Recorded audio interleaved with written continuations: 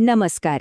ચાલો આજે આપણા પ્રાચીન ગ્રંથોમાંથી એક એવી અદ્ભુત કથા સાંભળીએ.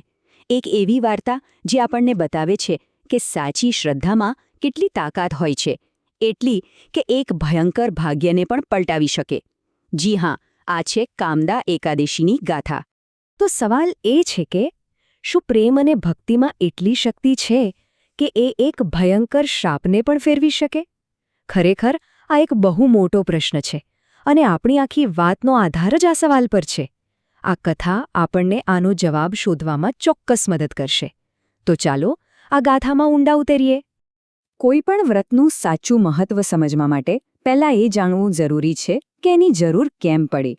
તો આ વ્રતની પાછળ એક શ્રાપની કહાણી છુપાયેલી છે. ચાલો જોઈએ કે આ બધી શરૂઆત થઈ ક્યાંથી. વાત છે રત્નપુર રાજ્યની. રાજા પુંડરીકનું શાસન હતું. આ રાજ્યમાં એક ગંધર્વ જોડું રહેતું હતું, લલિત અને લલિતા. લલિત અદ્ભુત ગાયક હતો, રાજદરબારનું ગૌરવ, અને લલિતા તેની પ્રિય પત્ની. બંનેનું જીવન બસ પ્રેમ અને સંગીતથી ભરેલું હતું, એકદમ સુખી. હવે એક દિવસની વાત છે. રાજદરબાર ભરાયો હતો. લલિત પોતાના સુરીલા કંઠે ગાઈ રહ્યો હતો અને આખો દરબાર મંત્રમુગ્ધ હતો. પણ ગીત ગાતા ગાતા જ એનું ધ્યાન અચાનક એની પત્ની લલિતાના વિચારોમાં ખોવાઈ ગયું અને બસ એ એક જ ક્ષણ માટે એના સંગીતનો સૂર તૂટી ગયો. એક નાનકડી ભૂલ થઈ ગઈ.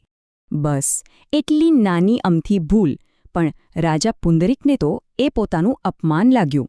એમનો ગુસ્સો 7મા આસમાને પહોંચી ગયો અને એમણે કંઈ પણ વિચાર્યા વગર એક ભયંકર શ્રાપ આપી દીધો.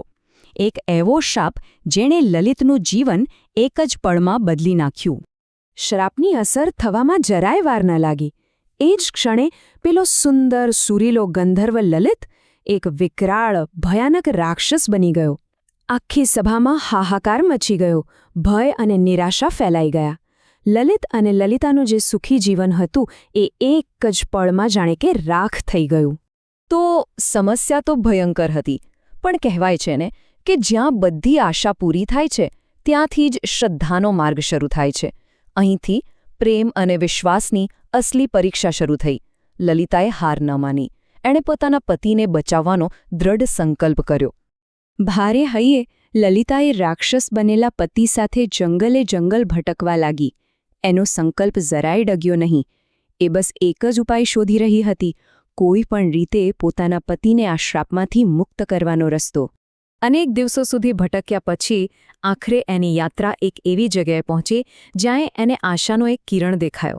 એ જગ્યા હતી જ્ઞાની ઋષિ શૃંગીનો આશ્રમ. લલિતાએ ઋષિના ચારણોમાં પડીને પોતાની આખી દુઃખભરી કહાણી સંભળાવી. ઋષિ શૃંગીએ શાંતિથી બધી વાત સાંભળી અને પછી ઉપાય બતાવ્યો. એમણે કહ્યું, કામદા એકાદશીનો વ્રત કર. કામદા આ નામનો અર્થ જ છે ઈચ્છા પૂરી કરનાર.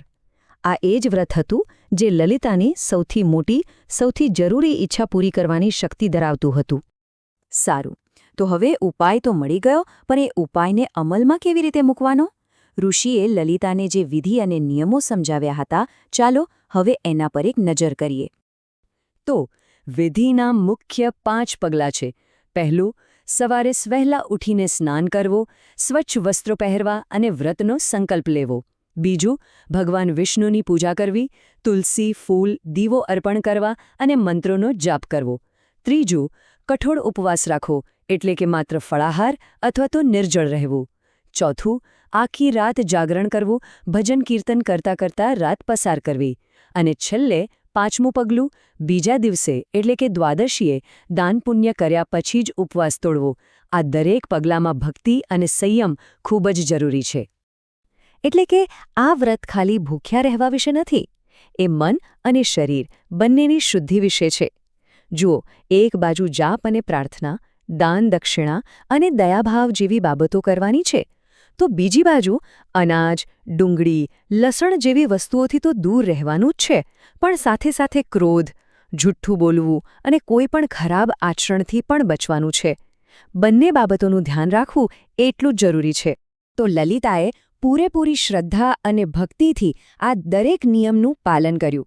હવે એ જોવાનો સમય છે કે એની આટલી કઠોર તપસ્યા અને ભક્તિનું ફળ શું મળ્યું. અને આ વ્રતનો આધ્યાત્મિક અર્થ શું છે? અને અહીં આ કથાનો સૌથી સુંદર અને મહત્વનો ભાગ આવે છે. લલિતાએ આ વ્રત પોતાના માટે નહોતું કર્યું. એણે જે પણ પુણ્ય કમાયું, વ્રતનું જે પણ ફળ મળ્યું, એ બધું જ પોતાના પતિને એ શ્રાપમાંથી મુક્ત કરવા માટે અર્પણ કરી દીધું. આનાથી મોટો નિસ્વાર્થ પ્રેમ બીજો કયો હોઈ શકે? અને એ ભક્તિની શક્તિએ પોતાનો ચમત્કાર બતાવ્યો. જેવી લલિતાએ પોતાના વ્રતનું પુણ્ય અર્પણ કર્યું, તરત જ ભગવાન વિષ્ણુની કૃપાથી પેલો ભયાનક શ્રાપ તૂટી ગયો. લલિત પોતાના અસલ સુંદર ગંધર્વ સ્વરૂપમાં પાછો આલી ગયો અને વર્ષોથી વિખૂટા પડેલા એ પ્રેમી યુગલનું ફરી મિલન થયું. આ કથા પરથી જ આપણને સમજાય છે કે કામદા એકાદશીનું આધ્યાત્મિક મહત્વ કેટલું ઊંડું છે. એવું મનાય છે કે આ વ્રત સર્વ પાપોનો નાશ કરે છે, શ્રાપ અને દુઃખમાંથી મુક્તિ અપાવે છે, જેવું લલિતના કિસ્સામાં થયું. એ હૃદયની સાચી ઈચ્છાઓ પૂર્ણ કરે છે.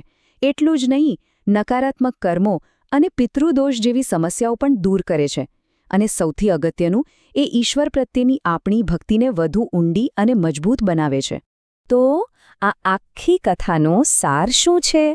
સાર એ જ છે કે સાચી ભક્તિમાં, શુદ્ધ હૃદયથી કરેલી ભક્તિમાં કર્મને પણ બદલવાની તાકાત હોય છે.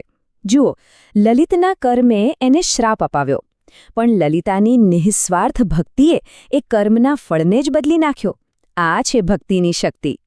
અને છેલ્લે એક સવાલ જે વિચારવા જેવો છે: શું શ્રદ્ધાથી શ્રાપ પણ આશીર્વાદમાં ફેરવાઈ શકે?